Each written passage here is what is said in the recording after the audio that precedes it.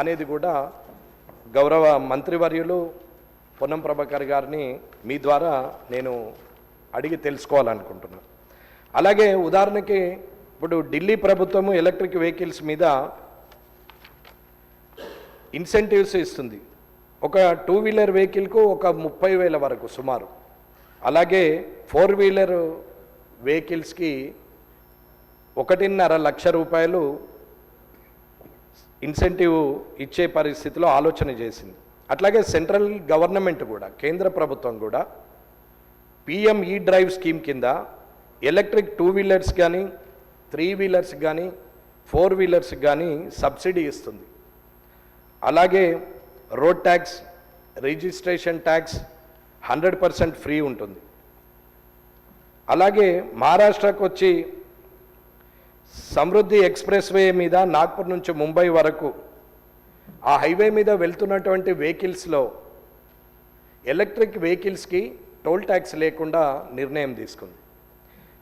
అలాగే తెలంగాణలో కూడా వెహికల్ పర్చేస్ మీద సబ్సిడీ ఉందా లేదా, ఒకవేళ కొనుగోలు ఎలక్ట్రిక్ వెహికల్ ఎక్కువ చేయాలి అని అనుకుంటే మనం ఎలాంటి పాలసీ తీసుకొస్తే హైదరాబాద్లో పొల్యూషన్ నుంచి బయటకు వస్తాము అనేది కూడా ప్రభుత్వం ఆలోచించాలనేది నేను కోరుకుంటున్నాను.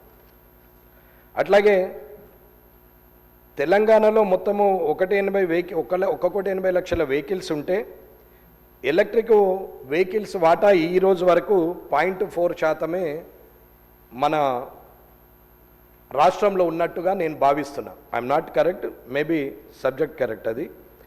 ఇక తెలంగాణ మొత్తంలో ఎలక్ట్రిక్ వెహికల్లలో హైదరాబాద్లోనే 60% ఉంది.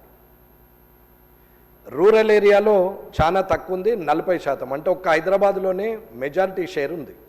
ఎందుకు అని అంటే ఎలక్ట్రికల్ రీఛార్జ్ స్టేషన్స్ రూరల్ ఏరియాస్కి కనెక్టివిటీ చేయకపోవడం, state to districts, district to మండల్కి మనం ఆ కనెక్టివిటీని ఆ రేడియస్లో ఎలక్ట్రికల్ వెహికల్స్ రీఛార్జ్ స్టేషన్స్ని మనము ఏర్పాటు చేస్తే ఇంకా కొనుగోలు అవుతుందనేది నా ఆలోచన.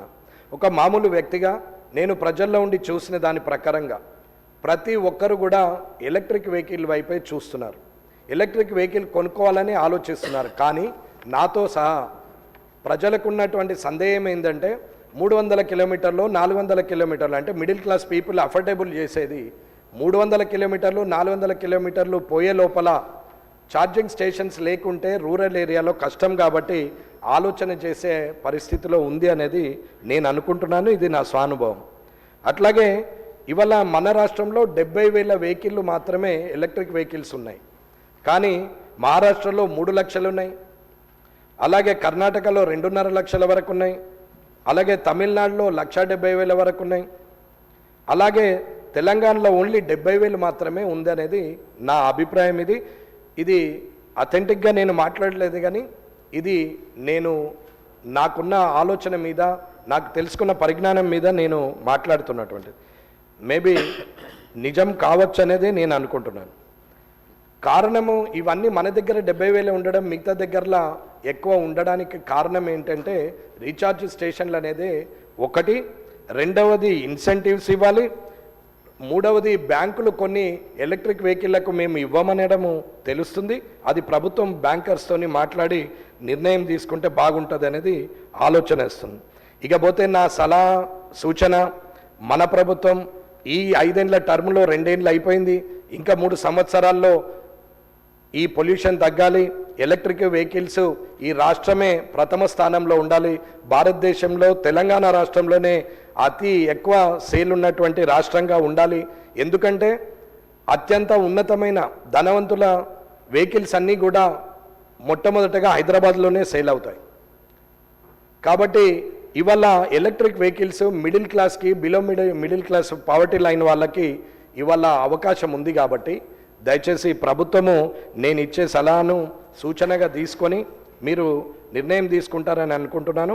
తెలంగాణ ఎలక్ట్రానిక్ వెహికల్స్కు road tax, registration charges complete exemption ఉన్నా అది మొదటి 8,000 వెహికల్లకే ఉంది. కాబట్టి తర్వాత వీటికి ఇస్తలేరు అనే దాని మీద తీసుకోవడం తగ్గిపోయిందని ఆలోచిస్తున్నాం. కాబట్టి ఇవన్నీ ఇస్తూ ఎలక్ట్రికల్ రీఛార్జ్ స్టేషన్స్ కూడా పెడితే ఇంకా వెహికల్స్ అన్నీ ఎలక్ట్రికల్ వెహికల్స్ అవుతాయి. గవర్నమెంట్ అధికారులు ఉపయోగించిన, గవర్నమెంట్లో ఉన్న శాసనసభ్యులం మనం ఉపయోగించే వెహికల్స్ కూడా మంత్రులైనా, ఎమ్మెల్యేలైనా, అధికారులైనా, చీఫ్ సెక్రటరీ నుంచి పంచాయత్ సెక్రటరీ వరకు ఎవరికైనా వెహికల్ ఉన్నా వారందరూ కూడా ఎలక్ట్రిక్ వెహికల్లకి మారితే బాగుంటుంది అనేది నా అభిప్రాయం. దీన్ని గౌరవంగా తీసుకొని అందరం ఆ అడుగు ముందుకేసి పొల్యూషన్ తగ్గించాలని కోరుకుంటున్నాను. శ్రీ డాక్టర్ పాల్వాయి